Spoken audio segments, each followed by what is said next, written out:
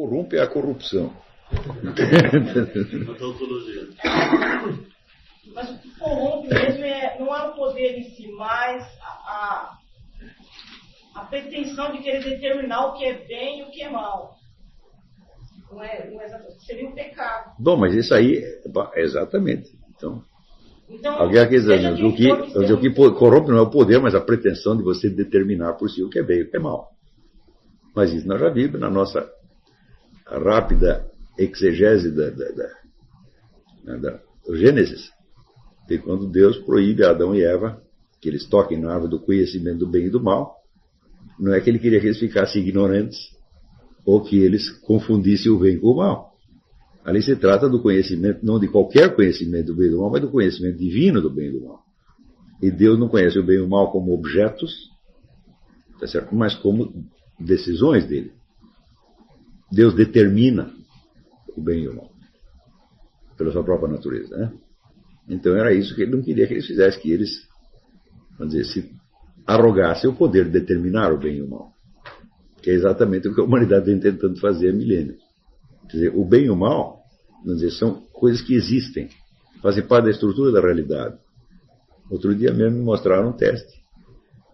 A Roxane achou no YouTube um vídeo de uma psicóloga que fez o seguinte teste. Montava um teatrinho de fantoche onde tinha um coelhinho jogando bola, e daí a bola caía. Daí vinha outro coelhinho e ajudava ele a pegar a bola. Cena seguinte: o coelhinho estava jogando bola, caía a bola, vinha um outro coelhinho que maldosamente jogava a bola para mais longe ainda. E daí você dava para as criancinhas, bebês de 1 ano e pouco, qual coelhinho você gostou? Todas escolheram o coelhinho bonzinho. Alguém ensinou para eles? Foi assim, foi a moral social que se impôs aos garotos de bebês? Não, também o teste que fizeram, né, da beleza, mostrava fotos, rostos, qual é bonito, qual é feio. Todos escolheram o mais bonito. Mais ainda, a escolha da beleza correspondia a elementos matematicamente descritíveis, como simetria. Então, as crianças nasciam sabendo disso. Então, o conhecimento do bem e do mal é inato. Assim como a capacidade humana de falar é inata, mas ela tem que ser incentivada e ajudada. E tudo que é natural no ser humano tem que ser ajudado para poder. Porque isso também faz parte da natureza humana. Quer dizer, a transmissão de conhecimento, isso está na natureza humana. O ser humano transmite de um ser humano para outro. A quantidade da transmissão humana de conhecimento é impensável para qualquer animal. O animal, na verdade, não transmite conhecimento de uma geração para outra, né? Se você pega lá uma leoa ensinando os leõezinhos a caçar, o que ela faz? Ela simplesmente coloca eles na situação e eles vão repetir a mesma experiência que ela teve. Ela não pode dar uma aula teórica para eles, né? Então, quer dizer, a transmissão de conhecimento faz parte da natureza humana. Agora, essa transmissão, ela tem que se basear naquilo que o sujeito já nasceu sabendo. Se você não tivesse a capacidade de andar, não adianta querer te ensinar a andar. Então, por isso que eu digo, o bem e o mal são coisas que existem, são componentes da realidade. Como você tem, exatamente porque você tem a transmissão, e a transmissão é um negócio enormemente complexo, tá certo? E depende de fatores culturais acumulados, bom, pode-se fazer um monte de confusão em cima disso. Quem disse que esse senso inato do bem e do mal se desenvolverá harmoniosamente no curso da vida?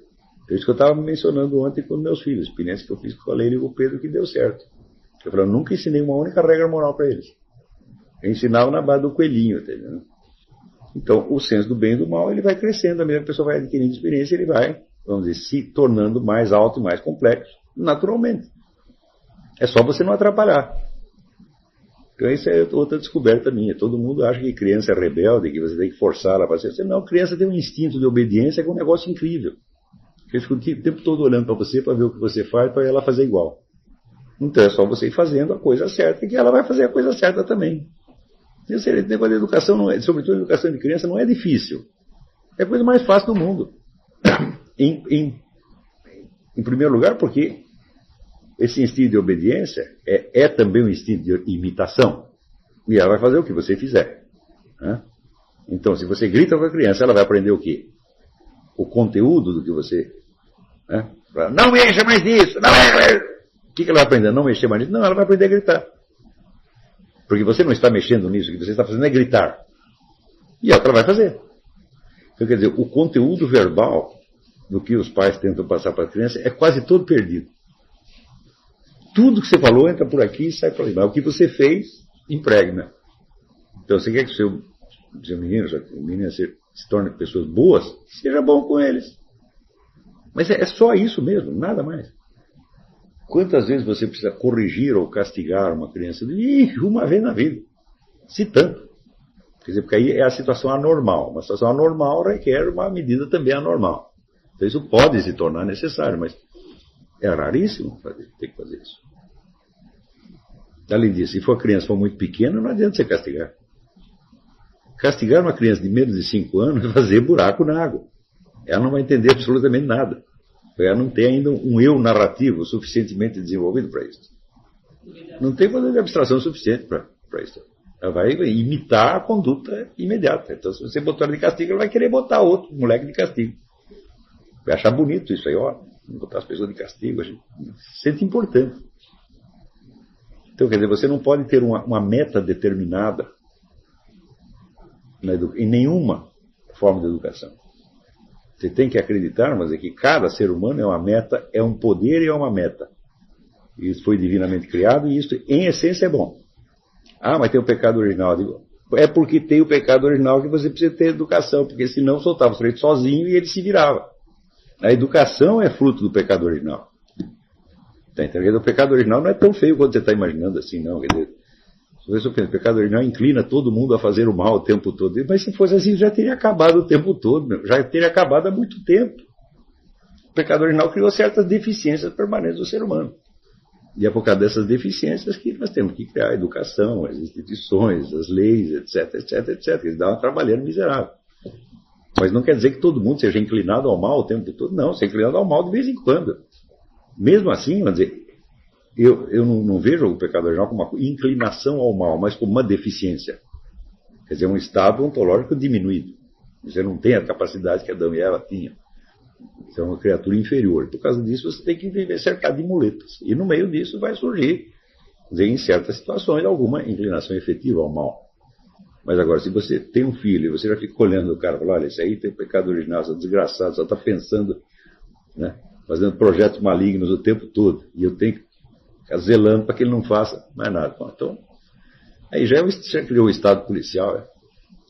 E, sobretudo, por que a inclinação ao mal está no outro e não em você mesmo?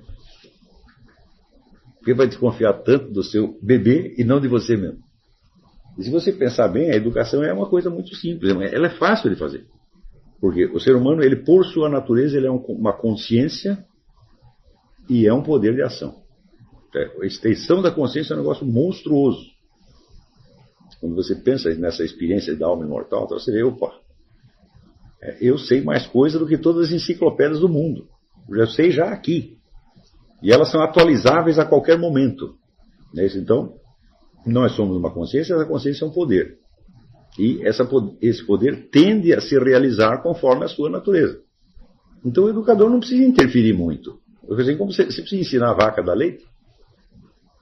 Então, as crianças, bebês que já sabem distinguir entre o coelhinho bom e o coelhinho mau, você vai precisar ensinar o bem e o mal para eles? Não, porque aí você está entrando lá no negócio do pecado original, você está determinando o que é o bem e o mal. Quando elas já estão percebendo aquilo como uma coisa da realidade, não é o seu conceito do bem e do mal que vai entrar lá. Você também tem a sua percepção do bem e do mal, de muito bem. Mas você é capaz de conceituar o bem e o mal e criar um sistema ético perfeito? Não é, rapaz. Vamos dizer, a nossa intuição imediata do bem e do mal é muito mais perfeita do que qualquer sistema ético que a gente consiga construir. Então não sou eu que tenho que implantar na criança o meu conceito do bem e do mal, mas eu tenho que usar a minha apreensão instintiva do bem e do mal para deixar que ela que a consciência moral dela se desenvolva. Apenas zelando para que não surjam confusões, equívocos, acontecimentos traumáticos que fazem o sujeito interpretar tudo errado. E a educação de adultos, curso de filosofia, é a mesma coisa. Vamos dizer, tudo que eu estou dizendo aqui, raramente eu tenho que provar alguma coisa. Posso até provar se for necessário, mas para quê? Se a maior parte do que a gente vai dizer corresponde de tal modo à experiência íntima de cada um que imediatamente a pessoa sabe do que eu estou falando. Veja, esta obsessão da prova. Né? Tudo tem que ser provado. Né? Quando Descartes começa, não acreditar em nada sem provas, eu disse, isso é uma estupidez. O número, se você compara a totalidade do que nós sabemos e a quantidade daquilo que nós podemos provar, a prova é um elemento ínfimo. E se ela é ínfima, ela deve ser reservada para os casos em que aquilo seja absolutamente necessário. Você vê que até o nosso Mário Ferreira dos Santos, o grande Mário Ferreira, que ele entrou nessa. Que ele chama o método da suspicácia. Eu, ao contrário, eu uso o método da confiança. E se você acredita que o ser humano está naturalmente inclinado ao erro, eu digo, bom, então é preciso um poder sobre-humano que o corrija. Quem vai ser esse poder sobre-humano? Eu? Faz por favor. Esse emprego, como diria Obama, está acima da minha faixa salarial. Está entendendo? Então, é de fato a lei divina. Mas o que é a lei divina? A própria natureza das coisas. Né? Deus também não infunde isso nas pessoas de fora para dentro. Ele infunde isso na sua própria constituição, que vem do ser dele, o ser dele que se infunde em você. Então, o que você é? Eu digo, bom, você é o poder divino. Você não é o poder divino inteiro. Né? Mas você não é outra coisa senão ele. Então, ter o poder é inerente ao ser humano. E querer aumentar esse poder é natural no ser humano. Nós estamos aumentando o nosso poder. Aí, vamos dizer, a parcela de verdade que tem no Nietzsche, o negócio da vontade de poder. Né? Só que ele fica horrorizado quando ele vê isso. Né? Ele vê uma coisa inteiramente natural e fica assustado, porque ele não sabia que aquilo existia. E ele acha que aquilo é horrível. Então, não há nada de errado em você querer aumentar o seu poder indefinidamente, desde que não seja um poder corrupto, desde que seja um poder que é naturalmente comproporcionado à sua possibilidade. Agora, você ter o poder de determinar o que todo mundo vai fazer, isso não é natural, você não tem essa possibilidade. Né? Então, isso não é o poder, isso é uma aberração.